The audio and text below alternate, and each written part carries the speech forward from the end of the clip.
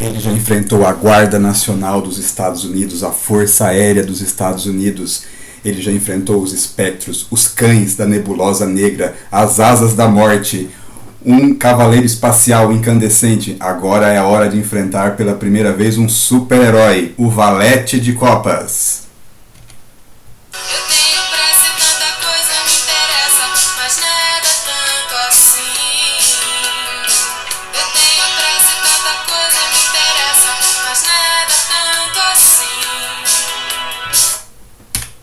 Episódio de hoje, Ron, o Cavaleiro do Espaço, o Valete de Copas. Em 1980 é publicada a 12ª edição da revista Ron Space Knight nos Estados Unidos, em cuja capa nós vemos Ron encarando o Valete de Copas. No Brasil, essa história foi publicada em 1984, na 9ª edição da revista O Incrível Hulk da editora Abril, sem qualquer menção na capa à história de Ron. Essa revista aqui tinha só a face do Hulk, né, uma das suas faces furiosas, e não havia qualquer menção à história do Ron, como aconteceu em revistas anteriores. Vamos começar aqui pela primeira página, destacando o detalhe do título e da tradução dele. No Brasil, o título da história ficou Cartada Mortal, um certo trocadilho aqui pelo fato do personagem ser uma carta do baralho, né? Então fizeram aqui uma jogada, né, de cartada mortal. No original tem um trocadilho, porque eles colocam Heart Attack, que seria, né, o Heart, é o Jack of Hearts, é o Valete de Copas, e aqui Heart Attack quer dizer que o Valete ataca, mas na verdade essa expressão Heart Attack é ataque cardíaco também. Então acabou ficando um título de duplo sentido. Mas quem que é o Valete de Copas? Quando a história começa, o Valete de Copas ele está voando em uma instalação militar dos Estados Unidos chamada A Fazenda. E ele está ali fazendo um treinamento. Ele está treinando ali os seus poderes e ele está trabalhando para o governo dos Estados Unidos como um agente especial. O Valete de Copas ele apareceu em 1976 e ele é uma criação do roteirista Bill Mantlo, mesmo roteirista do Ron. Então não é uma coincidência o personagem ter aparecido nas histórias do Ron, porque o seu roteirista ele provavelmente achou uma boa oportunidade de resgatar um personagem que ele também havia criado. O Valete de Copas ele apareceu na revista The Deadly Hands of Kung Fu, né, As Mãos Mortais do Kung Fu, uma das revistas que surgiram nos anos 70 na onda do Kung Fu, né, com o sucesso dos filmes de Bruce Lee e a exposição das produções de Hong Kong, principalmente, teve uma febre do Kung Fu nos anos 70 e a Marvel não ficou de fora. Ela criou vários personagens que eram lutadores de artes marciais, como o mestre Shang-Chi, o mestre do Kung Fu, o Punho de Ferro, e nessa revista tinham várias histórias com personagens que eram lutadores de artes marciais. Na 22ª edição dessa revista, apareceu um personagem novo que era o Tigre Branco. O Tigre Branco era o primeiro super-herói latino da Marvel. O primeiro super-herói latino.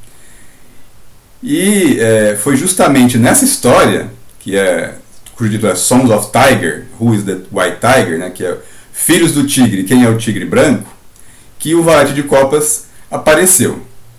O Valete de Copas aparece enfrentando o Tigre Branco, num mal entendido, porque ele pensa que o Tigre Branco ele é responsável pela morte do seu pai. Então os dois têm uma luta, e essa luta posteriormente acaba se revelando um equívoco.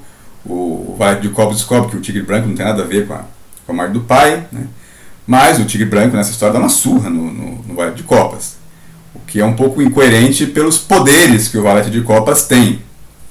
Mas vamos em frente, vamos conhecer, afinal de contas, quem é o valete de copas.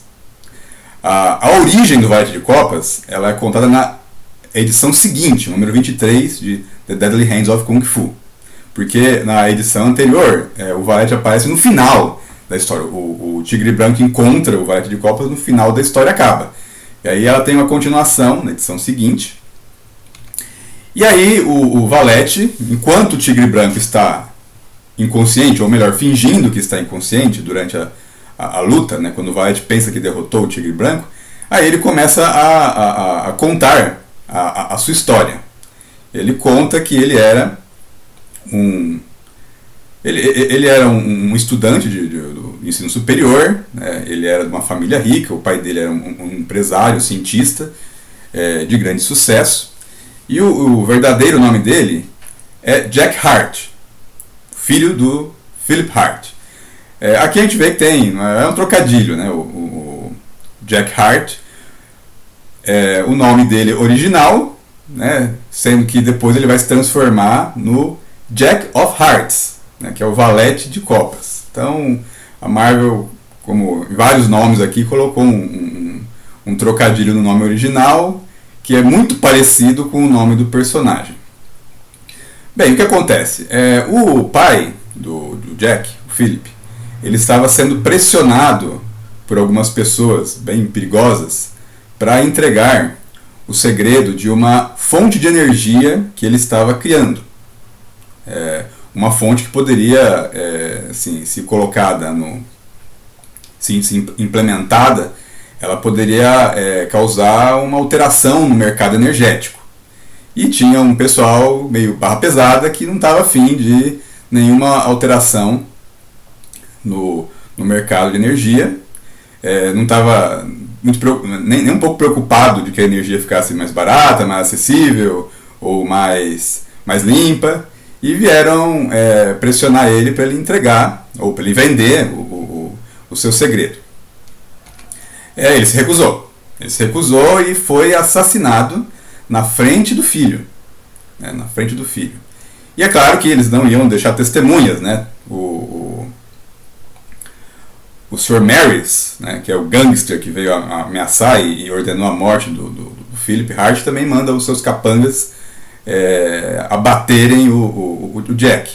Mas o Jack consegue escapar, o Jack foge até um laboratório onde está a fonte de energia que o seu pai está criando, que é o fluido zero, e ele se tranca nessa sala. Mas os atiradores continuam tentando arrombar a porta. E aí eles têm uma arma bastante poderosa ali, que eles tentam arrombar a porta com um raio. Esse raio acaba atravessando a porta, só que ele atinge o tanque do fluido zero, e o fluido zero ele cai sobre o Jack. E aí os bandidos eles entram, os assassinos, né, eles entram pela porta arrombada, e aí parece que é o fim do Jack, mas na verdade o fluido zero provocou uma transformação nele. Ele sente o corpo dele fervendo, ele está cheio de energia, e ele não está indefeso, na verdade, né? Ele descobre que ali ele tem poderes agora, e ele usa esses poderes para atacar os bandidos. E na verdade ele não sabe a intensidade desses poderes, não conhece, e na hora que ele lança os raios pelas suas mãos, ele acaba matando os bandidos. A energia que agora está contida em seu corpo é extremamente poderosa, extremamente perigosa. Depois que ele dá cabo para os bandidos, ele volta até a sala onde está o corpo do seu pai morto, né? E o seu pai ele gostava de jogar cartas, né? E aí havia um baralho ali. Quando ele caiu fulminado pelos tiros, as cartas acabaram sobre seu corpo. E aí o Jack pega uma das cartas, que é o valete de copas, né? O valete de copas, ele é J no baralho porque é o Jack of Hearts, né? Para quem não sabia. E aí ele acaba assumindo então essa identidade, o Valete de Copas. Ele também encontra um traje de contenção, né? A roupa que ele usa ela não é somente decorativa. O uniforme que ele utiliza é um traje de contenção que ajuda ele a canalizar os seus poderes. Por isso que ele utiliza isso.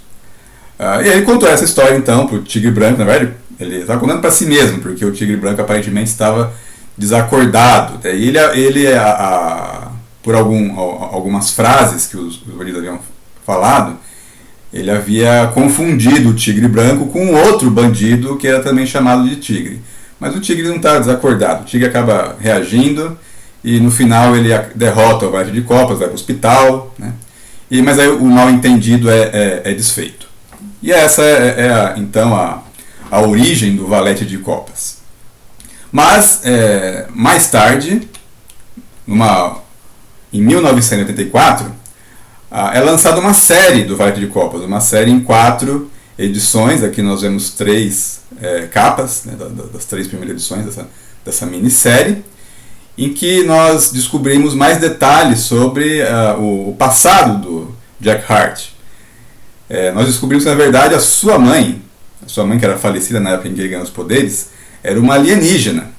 E o fato dele não ter morrido quando ele foi atingido pelo fluido zero era justamente pela sua origem alienígena. Ele, então, nessa minissérie, ele é contatado por alguns seres da civilização a qual a sua mãe pertencia, alguns que querem que ele ajude o planeta dele, que está para ser destruído, e outros que querem usar ele incondicionalmente para poder salvar o planeta. Ele descobre que o fato dele estar, depois do acidente, que metade do rosto dele é de uma cor, se torna escuro, não é somente por causa do fluido zero.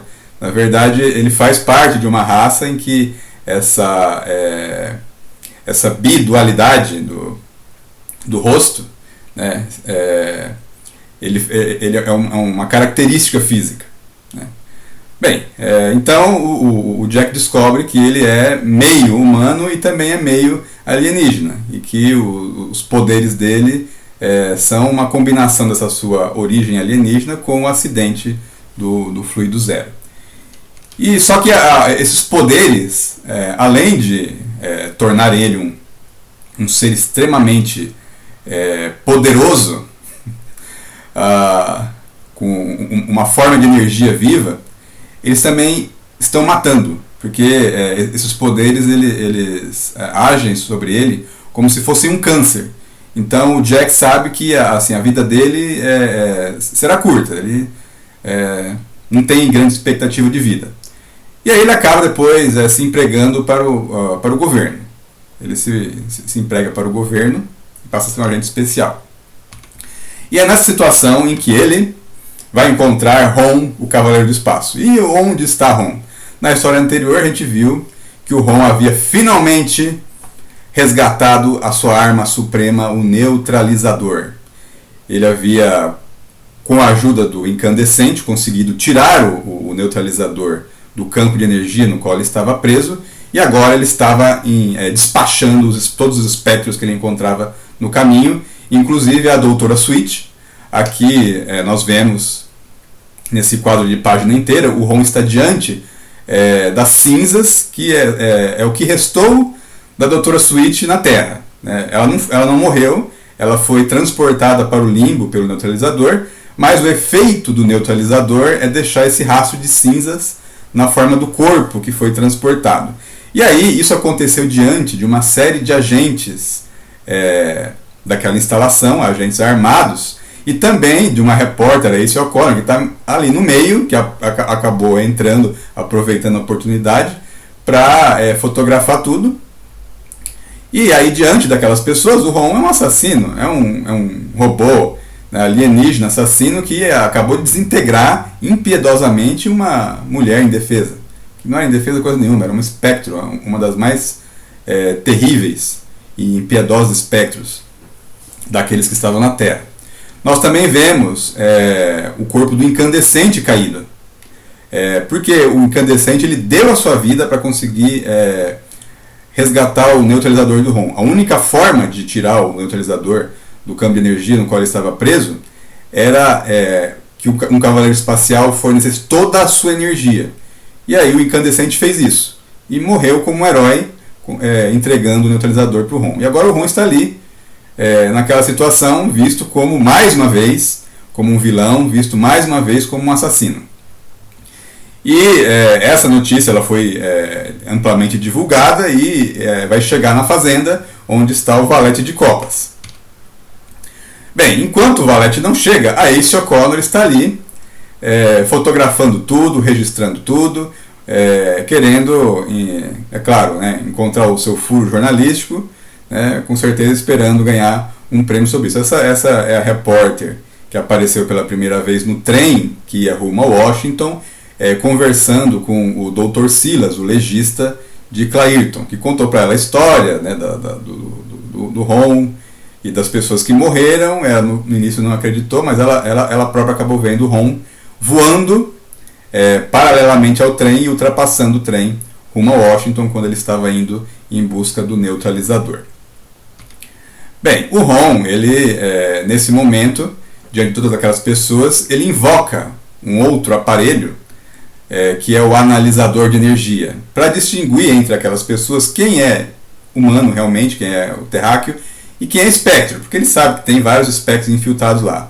Então, usando o analisador de energia, ele distingue quem é espectro e quem não é. Quando ele invoca o analisador e ele ativa o seu facho de luz vermelho, os soldados pensam que é um raio da morte, e aí eles ficam apavorados, pensando que o Ron vai matá-los, mas não acontece nada naquele momento.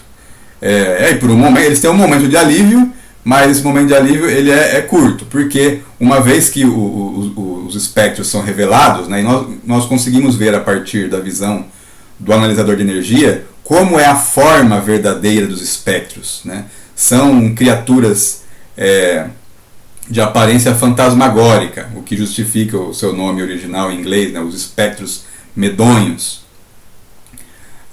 E eles, os espectros, na hora que eles veem o Ron analisando eles, já percebem que logo o Ron vai invocar o seu neutralizador. E é justamente isso que ele faz. Ele invoca o seu neutralizador e despacha aqueles espectros para o limbo. Eles gritam desesperadamente, e a Ace O'Connor fotografando tudo na visão dela, porque ela não enxerga o que o analisador de energia revelou, nenhum humano enxerga. Para ela, o Ron está vaporizando as pessoas com aquela sua arma, né, que seria para eles uma arma desintegradora, mas ele está enviando os espectros para outra dimensão. Aí sobram os terráqueos que vão atacá-lo com todas as suas armas, mas o Ron, ele facilmente despedaça todas as armas. Ele não quer ferir ninguém, não quer machucar nenhum terráqueo, mas ele tenta avisar que ele não quer lutar, né, e que ele, mas se for necessário, ele vai reagir. Ele fala que ele não é um assassino, ele veio para salvar aquelas pessoas. Bem, o Ron acaba destruindo todas as armas dos agentes, né, e eles, num ato de desespero, que pode ser um misto de coragem ou burrice total, eles partem para cima do Ron, tentam agarrá-lo, né, mas eles são como se fosse nada. O Ron simplesmente sai andando, arrastando os agentes especiais, né. Ele não quer machucá-los, né, de forma alguma, mas o Ron avisa que está perdendo a paciência. E aí ele continua, né, encontrando espectros pelo caminho e vai despachando eles pelo limbo. E aí o Valete de Copas, ele aparece. O Valete de Copas foi avisado na fazenda de que havia, né, um alienígena assassino que estava numa instalação militar ali em Washington, que estava vaporizando pessoas, né? E o Valete, ele foi para lá, e aí ele chega e vê o Ron, então, despachando os espectros para o limbo, só que para ele o Ron está vaporizando pessoas, né? O que resta das pessoas que ele viu ali são cinzas no chão, cinzas fumegantes. E aí o Valete fica ali horrorizado, né? Ele nunca havia visto alguma coisa daquele tipo. E ele parte para o ataque, né? Ele parte para o ataque e usa os seus poderes energéticos aí para acertar o Ron. E agora, né? Até agora o Ron tinha lidado tranquilamente com todos os oponentes, né? E agora ele encontra alguém com vasto poder que pode encará-lo. E o Valete, ele não está a fim de brincadeira, né? Ele parte para o ataque mesmo, porque ele acha que o Ron, assim como os outros humanos que estão ali, acham que ele é um assassino. E ele começa a atacar, mas não é tão fácil assim derrubar o Ron, né? Apesar dos raios do Valete conseguirem atingi-lo de surpresa na primeira vez, depois o Ron já se recupera, se prepara e se ergue novamente. E aí ele usa o seu neutralizador para deter os raios do Valete de Copas. E aqui a gente verifica que o neutralizador não serve somente para despachar os espectros para o limbo. O neutralizador também consegue neutralizar qualquer forma de energia. E o Ron, ele não só detém os raios do Valete, como ele retorna os raios para o próprio Valete e acaba causando bastante dor para ele. Mas o Ron ele para de usar o neutralizador. Por quê? Porque ele descobre em seguida, quando ele usa o seu analisador de energia para conseguir compreender melhor quem é aquele oponente, que o Valete de Copas é uma criatura basicamente formada por energia. O traje dele é um traje de contenção e o corpo dele basicamente é uma casca que está como se fosse uma ogiva nuclear. Ele está contendo uma grande quantidade de energia. E aí o Ron percebe que se ele usar o neutralizador, ele vai matar o Valete. Mas o Valete também pode acabar matando ele, porque o Ron absorve energia. E se o Valete continuar atacando o Ron com seus raios, vai acabar sobrecarregando ele, como aconteceu já uma vez, quando o Ron absorveu muita energia elétrica ao lutar contra os cães da Nebulosa Negra. Então o Ron tenta evitar o uso do neutralizador na luta contra o Valete de Copas. Mas, e vai então numa luta corporal, né? E é uma luta bastante equivalente em poderes, né? O Valete não consegue derrubar o Ron, mesmo aumentando a sua força física através da sua energia, né? E ele também resiste, né, bastante aos golpes do Ron. Mas o Ron mostra que ele é assim, o maior de todos os cavaleiros do espaço ainda, né? Quando o Valete derruba o Ron em determinado momento, né? Mas é porque o Ron está ali já absorvendo bastante energia do Valete e aquela energia já está causando mal a ele, né? Ele sabe que se aquilo continuar durante algum tempo, ele vai se desligar. E o Valete pensa que agora eu venci, né? Ele já está caído. Mas não, né? O Ron com um braço só, ele derruba o Valete e mostra que ele não é tão fácil de ser vencido. E o Ron quer sair dali. O Ron quer sair dali, ele tem que sair dali para ele poder liberar aquela energia que ele absorveu. Porque inclusive ele tem que liberar em algum lugar longe dali, porque se ele fizer aquilo naquele lugar, ele pode acabar machucando as pessoas. Então ele tenta fugir daquele lugar. O Ron decola rumo ao espaço, bem longe de qualquer forma de vida. E o Valete vai atrás dele. O Valete, como ele é um ser feito composto de energia, ele não precisa respirar, ele não precisa de oxigênio. Então ele tranquilamente consegue ir para o espaço. E vai no encalço do Ron. E o Ron ele tenta manter o Valete longe dele, né? Em determinado momento o Ron dá um último golpe para conseguir alguma distância do Valete, e aí ele sente que ele está no fim, que ele não consegue mais conter toda a energia que ele absorveu e ele tem que liberar aquilo de alguma forma. E aí ele explode, ou aparentemente explode, né? O Valete vê uma grande explosão onde está o corpo do Ron, e ele fala que ele está explodindo como se fosse uma supernova. E o impacto daquela explosão é tão forte que o Valete até ele é jogado, é lançado rumo à Terra. Mas ele consegue se recuperar e volta para a instalação onde ele é aclamado como um herói, porque todo mundo pensa, ele salvou a Terra daquele alienígena assassino, daquele robô impiedoso. Aí todo mundo abraça o Valete, né? E ele se sente ali o máximo, né? Até porque ele tinha, na verdade, um grande desejo, né, de se tornar um super-herói e ser reconhecido como tal, né? E uma pessoa ali até diz que ele deveria ser um vingador. Isso acontece mesmo, né? Posteriormente, o Valete, durante algum tempo, ele se torna integrante dos Vingadores. E aí eles pensam que, pronto, né, agora foi o fim daquele robô assassino, ele não nos causará mais danos, né? Aí Sokovia sai ali com os seus rolos de filme para revelar, né, para conseguir o seu furo jornalístico, e ali contente, né, também por aquele super-herói que ela vai com certeza incluir na sua reportagem. Mas o Ron não morreu, tá? O Ron está desacordado, como aconteceu naquela vez em que ele enfrentou os cães da Nebulosa Negra. E ele teve uma sobrecarga de energia. Aqui também é a mesma coisa, o Ron teve uma sobrecarga e ele se desligou.